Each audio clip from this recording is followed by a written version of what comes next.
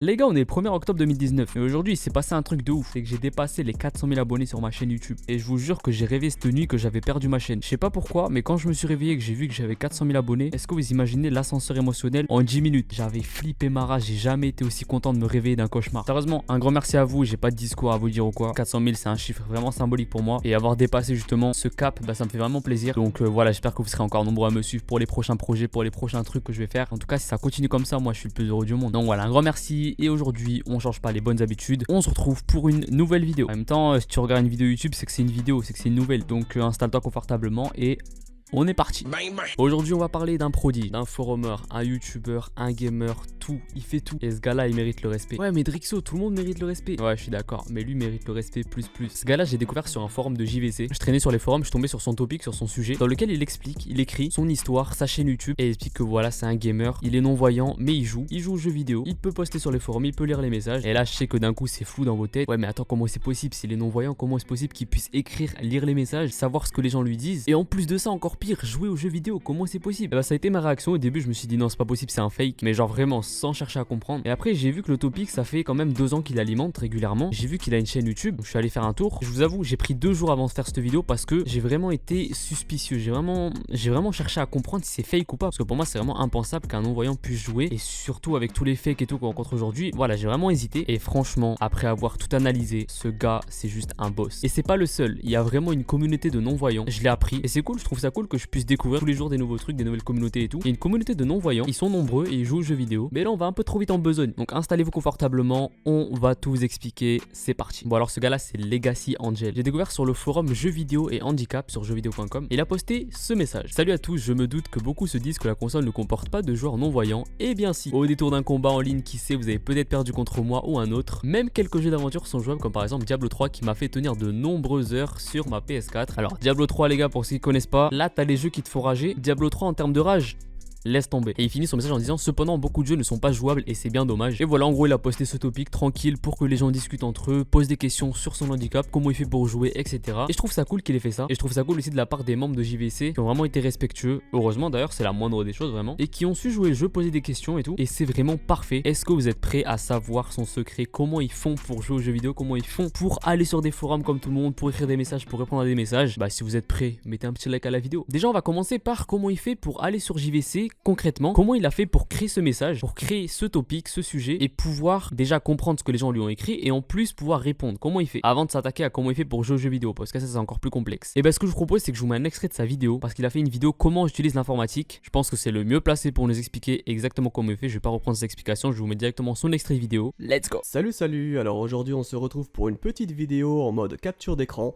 Et il y a une personne qui souhaite se présenter elle-même. Bonjour, je suis le lecteur d'écran qui aide Legacy Angel. J'espère que je ne lis pas trop vite, mais je tiens à dire que parfois il y a des mots très durs à prononcer. Donc on va faire comme l'autre fois, je vais aller sur les forums de jeuxvideo.com pour aller remercier une personne qui a créé un topic il n'y a pas très longtemps. Et je vais également en profiter pour lire quelques petits commentaires. Et là on va taper notre recherche. Sélectionné. Forum un aveugle explique jeuxvideo.com. Voilà, j'avais déjà fait la recherche, donc Google me propose automatiquement cette recherche là. Entrée sélectionné. HTTP. Alors ensuite j'ai repéré un commentaire, alors je les ai pas tous en tête, j'en ai juste un que j'ai bien retenu parce qu'il m'a vraiment fait rire, un commentaire assez particulier. Donc on va aller à la page 3, c'est là où est-ce qu'il se trouve, et vous allez voir, c'est assez drôle. Visite un clic, actuel un clic, visiter lien 2, visiter lien 3. Voilà, 3, Entrée, on fait lien. entrer ici. Donc là je vais naviguer encore une fois assez rapidement pour trouver le commentaire. Voilà, je le tiens, c'est lui. Alors on va juste lire son pseudo. Lien MP. Lien CD secours. CD secours. Alors je vais faire relire le pseudo, écoutez. Espace. C. D. S. E. Voilà, donc quand il prend cette voix totalement étrange, on va dire, c'est que la lettre est en majuscule. Donc apparemment les 3 premières lettres sont en majuscule, donc c'est bien ça, c'est CD secours. Donc voilà, en gros, elle explique qu'il a un lecteur d'écran qui reconnaît tout le texte qui est écrit sur son écran et qui lui lit. Donc ça en sort une synthèse vocale qu'on retrouve sur les iPhones, sur les Samsung et tout. Et alors pour répondre, bah c'est tout simple, il peut directement répondre au micro. Il y a rien de plus simple sur iPhone, sur Android et tout, on peut le faire facilement. Et donc c'est vrai que l'équipement aujourd'hui est de plus en plus adapté aux non-voyants. C'est vrai que ça évolue constamment, notamment par exemple, typiquement l'exemple qui me vient en tête, c'est Fortnite, qui ont mis en place un système où en fait on voit visuellement, là ce système que je vous parle c'est pour les sourds, pour les malentendants, qui a mis en place un système visuel de son. Tu peux voir voir clairement les bruits de pas qui sont à droite, à gauche, tu peux voir les bruits de tir, etc. Ils ont fait ça de base pour la version mobile, mais après ça s'est adapté en mode pour les sourds, pour les malentendants et tout. Et donc lui il a vraiment un équipement pour son PC adapté à son utilisation. Et franchement je trouve ça juste totalement ouf parce que moi j'y connaissais rien à tout ça et franchement ça m'a mis une claque. Mais les gars, attendez de voir la suite parce que c'est encore plus chaud, c'est encore plus impressionnant. Comment il fait pour jouer aux jeux vidéo? Déjà que nous quand on joue à un jeu, on n'est jamais en mode ok c'est trop facile. Pourtant tu vois on a tout pour réussir le truc facilement en soi. Mais alors quelqu'un qui a pas la vue, quelqu'un qui joue à un jeu vidéo sans voir ce qu'il joue, sans voir ce qu'il fait dans le jeu, comment il peut se débrouiller pour jouer au jeu? Et attention, pour le finir. Parce que oui, notre ami Legacy Angel, il a fini plusieurs jeux. Zelda, Ocarina of Time, Pokémon, et il joue à plein de jeux sur sa chaîne YouTube. Diablo 3, Dark Souls 3. Il a joué à Skyrim, il joue à Super Smash Bros. Enfin bref, c'est totalement ouf. Et j'ai hâte de vous montrer, de vous expliquer comment il fait pour jouer aux jeux vidéo en étant non-voyant. Et vous allez voir que ça mérite vraiment le respect de ouf. Aussi, c'est une leçon de vie parce que ceux qui se plaignent et tout, des fois, il faut se remettre en question. Je dis pas qu'il est malheureux, mais faut arrêter de se plaindre. Si lui il se plaint pas, pourquoi nous on se plaint, tu vois? C'est ça que je veux dire. Allez, je vous mets l'extrait de comment il fait pour jouer aux jeux vidéo en prenant par exemple Zelda qu'il a fini. On m'explique comment il joue. Voilà, donc ça, il y a pas mal de personnes qui demandent ça. Eh bien, écoutez, on va répondre à cette question. Comment je fais pour jouer? Eh bien, je crois qu'il y a pas mal de personnes qui prenaient Zelda comme exemple. Donc, comment je fais pour jouer à Zelda, par exemple? Eh bien, c'est très simple. Déjà, bon, pour commencer, il faut savoir que la toute première fois où j'ai joué à Zelda, moi, j'étais tout petit. Donc évidemment, je n'y ai jamais joué la toute première fois seul. J'étais avec une personne. Donc la personne lisait les dialogues, je faisais certaines parties accompagné de la personne qui me guidait, ou la personne faisait certaines parties et moi j'écoutais ce qui se passait. C'est après, quand j'étais un peu plus grand, où j'ai repris le jeu et je me suis dit, mais voilà, pourquoi j'essayerais pas de faire ce truc-là tout seul. Donc des passages que je me rappelais à l'époque que j'avais déjà fait donc avec la personne, et je me suis dit, bah voilà, maintenant que je suis plus grand, que je comprends mieux le jeu, je vais essayer de le refaire tout seul. Donc quand je commence un jeu, évidemment, je vais aller dans une direction. Et moi, voilà, je me fie à mon personnage qui se déplace, donc au bruit de pas. Et quand je suis contre un mur, c'est ce qui est assez compliqué, c'est que tous les jeux ne sont pas comme ça. Mais quand je suis contre un mur, pardon, du moins dans Zelda, on le sait parce que Link s'arrête de marcher, ou du moins ses pas sont beaucoup plus ralentis. Donc je vais dans une direction.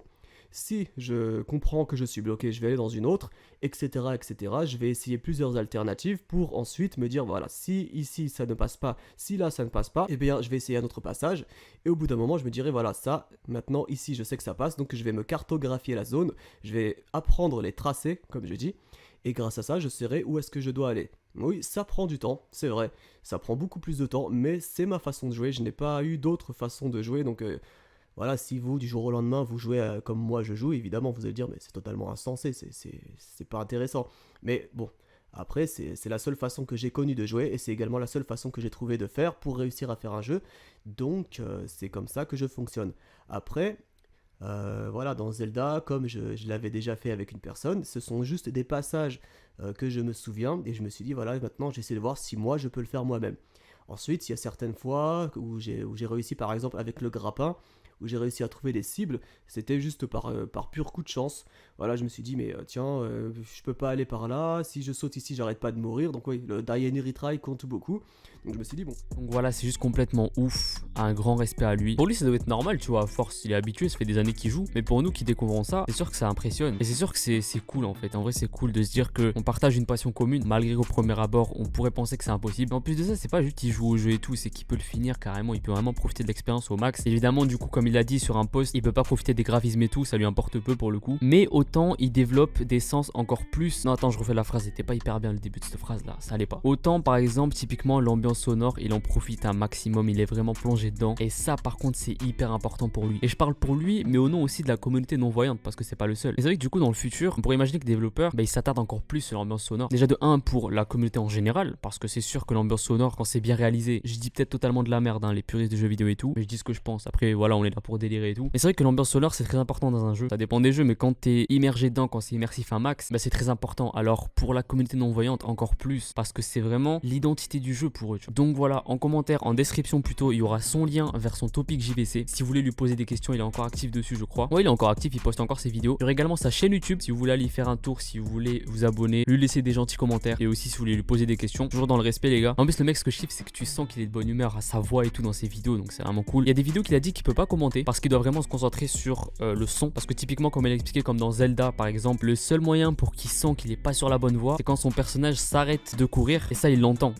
que les bruits de pas s'arrêtent. Legacy Angel, si tu tombes sur cette vidéo, grosse force à toi. Franchement, tu m'as fait kiffer. J'ai fait mes recherches pendant 2 jours et tout. J'ai vu tes posts sur le forum JVC. J'ai vu tes réponses aux commentaires sur ta chaîne YouTube. J'ai vu que tu prends le temps de faire tout ça. Et t'as l'air d'une personne cool, d'une personne bien et tout. Donc continue comme ça fait plaisir de découvrir des gens comme toi et tout. Et voilà, bah moi personnellement, je pense que j'ai tout dit, les gars. J'espère que ce sujet vous aura fait kiffer. Si c'est le cas, n'hésitez pas à lâcher un petit like sur ma vidéo. Ça m'aiderait, voilà, pour le référencement et tout. Pour donner votre force aussi, tout simplement. Les gars, si, est-ce que t'as un petit mot de la fin? N'importe quoi.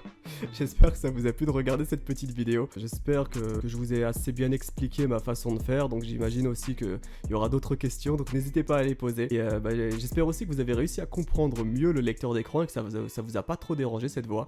Donc voilà, on va couper la vidéo ici. Et je vous dis, je vous dis à la prochaine. Allez, salut.